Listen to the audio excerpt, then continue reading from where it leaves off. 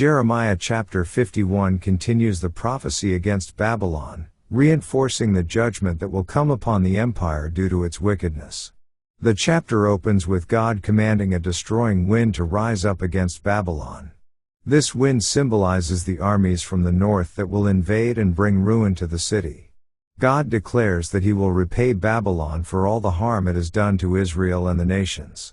Babylon's pride and idolatry are highlighted as reasons for its destruction, and the prophecy asserts that the Lord will use foreign nations as instruments of his judgment. This divine retribution will leave Babylon in ruins, making it uninhabitable. The chapter then shifts to describing the fall of Babylon in greater detail, with God telling the people of Israel to take vengeance on the Babylonians for their suffering. The Lord encourages his people to prepare for war against Babylon, to take up their arms and destroy the city, which has been a tool of oppression. Babylon is portrayed as a golden cup that has made the nations drunk with its wickedness, and now God will cause it to fall. The city will become desolate, and its inhabitants will experience terror and death. This destruction is seen as part of God's judgment on a nation that has caused great suffering to his people. In the next section of the chapter, the Lord instructs the people of Israel to trust in him, for he will bring an end to Babylon's reign of terror. The chapter emphasizes God's sovereignty over all nations and his power to punish evil. Babylon's downfall is portrayed as an act of divine justice that will serve as a testimony to God's authority and holiness. The destruction of Babylon is not only a punishment for the empire but a victory for God's people, who will be delivered from captivity. The chapter also stresses the permanence of Babylon's judgment, stating that it will never be rebuilt or restored. Finally, the chapter concludes with a hymn of praise and thanksgiving to God for his faithfulness in fulfilling his promises. The Israelites are encouraged to shout for joy over Babylon's fall, for it signals the restoration of Israel and the defeat of evil. The chapter closes by reaffirming the power of God to bring about the destruction of his enemies and the redemption of his people. Babylon, once a great empire, will be reduced to ruin, and God's justice will be glorified. The fall of Babylon is not just a historical event, but a spiritual lesson about the triumph of God's righteousness over human sin. Let's now read Jeremiah chapter 51. Thus saith the Lord, Behold, I will raise up against Babylon, and against them that dwell in the midst of them that rise up against me, a destroying wind. And will send unto Babylon fanners, that shall fan her, and shall empty her land. For in the day of trouble they shall be against her round about. Against him that bendeth let the archer bend his bow, and against him that lifteth himself up in his brigandine, and spare ye not her young men, destroy ye utterly all her host. Thus the slain shall fall in the land of the Chaldeans, and they that are thrust through in her streets.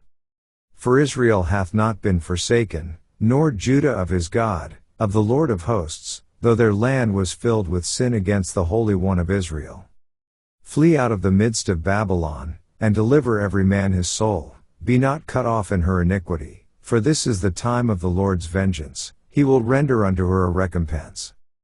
Babylon hath been a golden cup in the Lord's hand, that made all the earth drunken, the nations have drunken of her wine, therefore the nations are mad.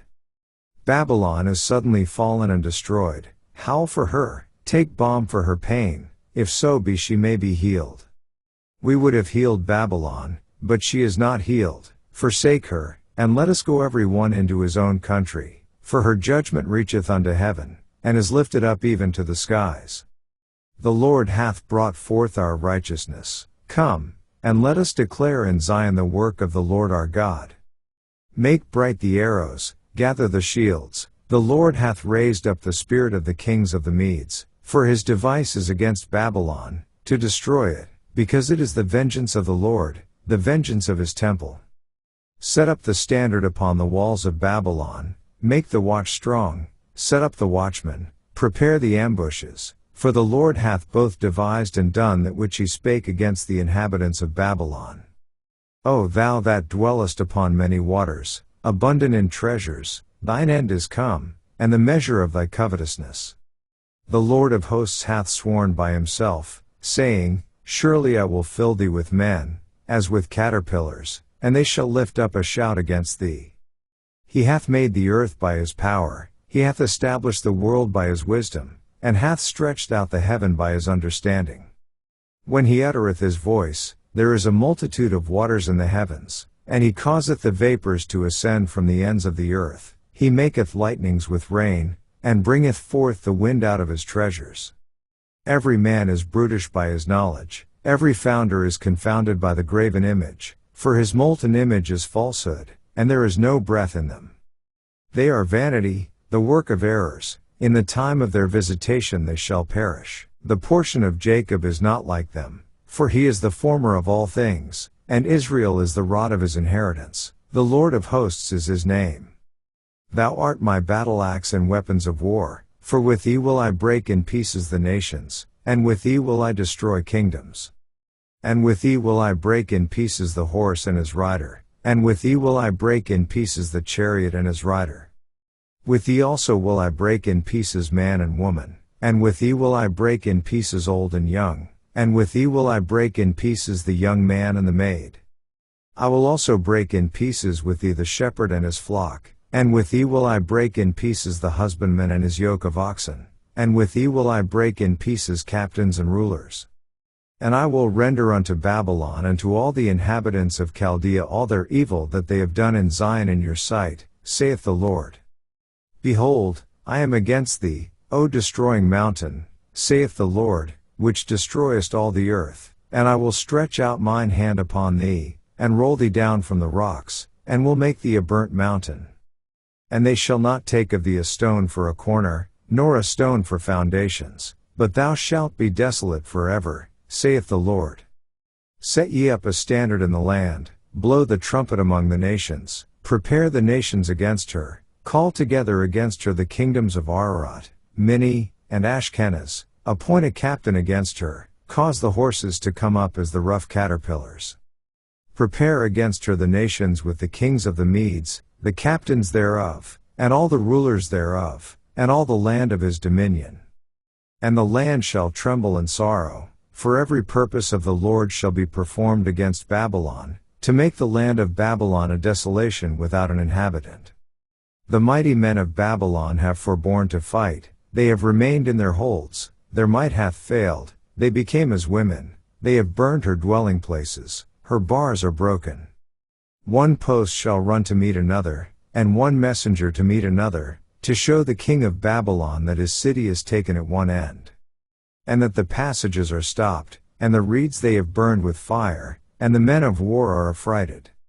For thus saith the Lord of hosts, the God of Israel, the daughter of Babylon is like a threshing floor, it is time to thresh her, yet a little while, and the time of her harvest shall come. Nebuchadnezzar the king of Babylon hath devoured me, he hath crushed me, he hath made me an empty vessel, he hath swallowed me up like a dragon, he hath filled his belly with my delicates, he hath cast me out. The violence done to me and to my flesh be upon Babylon, shall the inhabitant of Zion say, and my blood upon the inhabitants of Chaldea, shall Jerusalem say. Therefore thus saith the Lord, Behold, I will plead thy cause, and take vengeance for thee, and I will dry up her sea, and make her springs dry. And Babylon shall become heaps, a dwelling place for dragons, an astonishment, and an hissing, without an inhabitant. They shall roar together like lions, they shall yell as lions' whelps. In their heat I will make their feasts, and I will make them drunken, that they may rejoice, and sleep a perpetual sleep, and not wake, saith the Lord. I will bring them down like lambs to the slaughter, like rams with he-goats. How is Sheshach taken? And how is the praise of the whole earth surprised? How is Babylon become an astonishment among the nations? The sea is come up upon Babylon, she is covered with the multitude of the waves thereof. Her cities are a desolation, a dry land, and a wilderness, a land wherein no man dwelleth, neither doth any son of man pass thereby. And I will punish Bel in Babylon, and I will bring forth out of his mouth that which he hath swallowed up, and the nations shall not flow together any more unto him. Yea, the wall of Babylon shall fall. My people, go ye out of the midst of her, and deliver ye every man his soul from the fierce anger of the Lord. And lest your heart faint, and ye fear for the rumor that shall be heard in the land, a rumor shall both come 1 year, and after that in another year shall come a rumor, and violence in the land, ruler against ruler. Therefore, behold, the days come, that I will do judgment upon the graven images of Babylon, and her whole land shall be confounded, and all her slain shall fall in the midst of her. Then the heaven and the earth, and all that is therein, shall sing for Babylon, for the spoilers shall come unto her from the north, saith the Lord. As Babylon hath caused the slain of Israel to fall, so at Babylon shall fall the slain of all the earth. Ye that have escaped the sword, go away, stand not still, remember the Lord afar off, and let Jerusalem come into your mind. We are confounded, because we have heard reproach, shame hath covered our faces, for strangers are come into the sanctuaries of the Lord's house. Wherefore, behold, the days come, saith the Lord, that I will do judgment upon her graven images, and through all her land the wounded shall groan. Though Babylon should mount up to heaven, and though she should fortify the height of her strength, yet from me shall spoilers come unto her, saith the Lord. A sound of a cry cometh from Babylon, and great destruction from the land of the Chaldeans.